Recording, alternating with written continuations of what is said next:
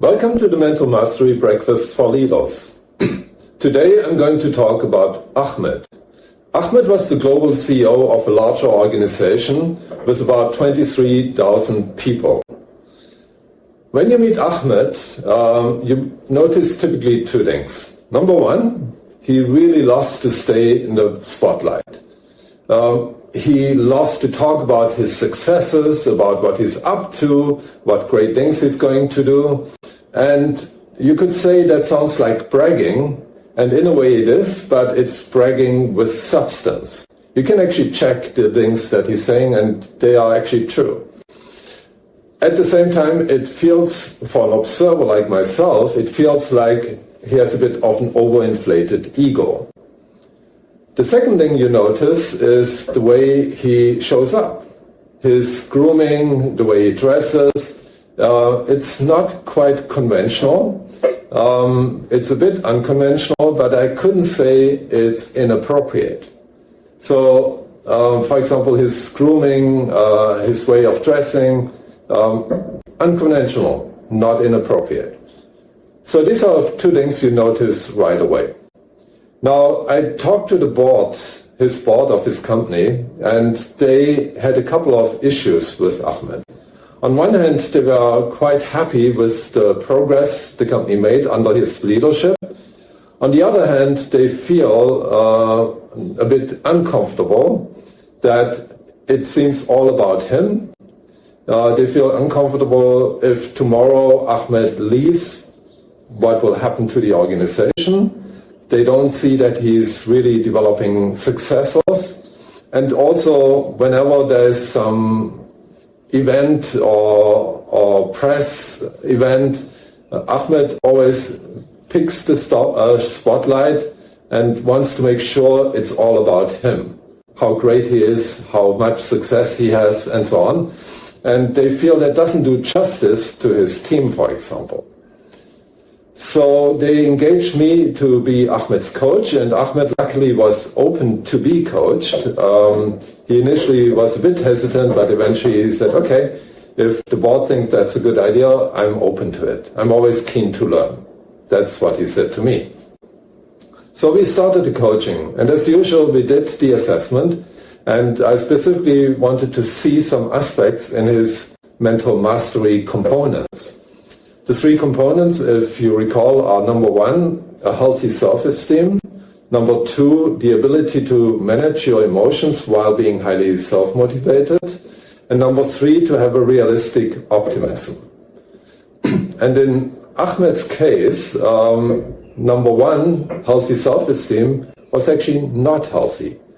And I honestly suspected that. I found that people who always want to show up overconfident, who have a huge need for recognition, they usually have a self-critical tendency, but they try to mask that through their overconfidence. And that was clearly the case for Ahmad as well. His self-acceptance was actually quite low. His self-improvement was really high. Now, I'm always happy when I see a high score in self-improvement, because then they are more willing to work and to change and to learn. So that was clearly a positive aspect of that. But his self-acceptance was really too low, which was part of the reason why he had such a strong need for recognition. His stress management was okay. We could still do some improvement on his emotional self-management. But emotional self-management is one part of emotional intelligence. There's another part which we call social awareness and relationship management. And while he was good at picking up on other people's emotions, he was sometimes quite manipulative in the way he managed other people's emotions or how he leveraged them.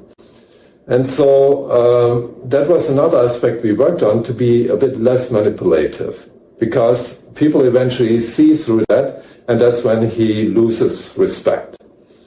Number three was about realistic optimism. So he was relatively optimistic. Actually, he had about 8 out of 10. His analyzing what could go wrong, which makes the realistic part of it, was actually a bit lower. It was around 6 out of 10. So not terrible, but a little bit blindly optimistic. And that was actually resonating with something what the board told me. They said he sometimes is a bit too aggressive in moving forward because some things may not turn out as well as he thinks it will, which is a kind of hint to a somewhat blind optimism. So that was another area we had to address in our coaching. But let me focus mostly on the self-esteem part, because that was probably the biggest part of all three aspects. And also it somehow affects the other aspects as well. We know that people who are highly self-critical deep down are also often putting a lot of pressure on themselves, which actually would potentially lead to some of that issue with managing his stress. Now, I used, as usual, the three-step approach on helping people to enhance their level of self-acceptance, and this was a true eye-opener for him, because he was actually really tough on himself. But to the outside world, he didn't want to show that. To the outside world, he just wanted to show that he's the greatest, the best, and so forth. So his lack of self-esteem was covered through an overconfidence to the outside world. And I made this distinction before. There's a difference between confidence, self-confidence, and self-esteem.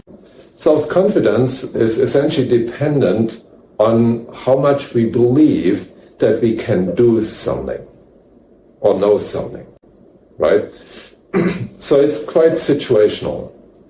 Whereas self-esteem is more fundamental. Self-esteem is about how do we actually see ourselves. Now, the two things are not separate. The two things are actually connected. Because if I have a healthy self-esteem, I'm more likely to realistically assess my own confidence in a certain situation. And because his self-esteem was lower, he sometimes would overestimate the confidence he can have in certain situations. In more rarer cases, it would actually be the other way around, where he underestimates the confidence he could have. But that usually didn't show up with other people, because he had also this belief that he needs to be seen as the best and the greatest because he's the global CEO after all. And to recognize that this actually creates distance, not admiration, from other people was also a new insight for him. So we had to also work on his willingness and ability to be vulnerable. Now, vulnerability is a double-edged sword for leaders. On one hand, if you hide any vulnerabilities, you actually don't connect emotionally with other people. On the other hand, if you show too much of your vulnerability, you may be seen as weak. And so you need to find the right balance, the right dose of vulnerability that you can show, that you can express, that is authentic, without overdoing it, that people think, oh my God, I don't want to hear all these things. Because I've seen leaders, CEOs also, who are overly vulnerable, and that makes their people actually quite uncomfortable.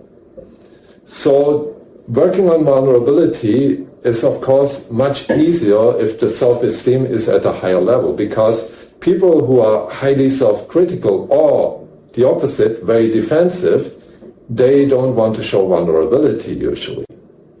And to be honest, nobody really loves to show vulnerability. It's just sometimes we feel it's necessary, it's important.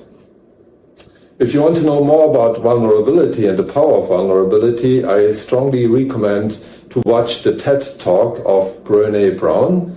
I will put the details in the description with the link, where you can learn a lot more what vulnerability is all about and why it is really important. But back to Ahmad. One thing that was really great was once he started to develop a healthier self-esteem, and once he also was further enhancing his EQ, his emotional intelligence, and built more realism into his optimism, he was actually getting more influential with the board. The board was often a bit holding back because of the way he was showing up.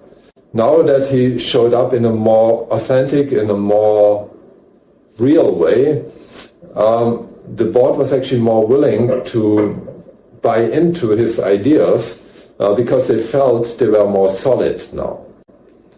So, mental mastery again was a key factor in helping this leader become even more impactful so that he could actually better achieve what he set out to achieve.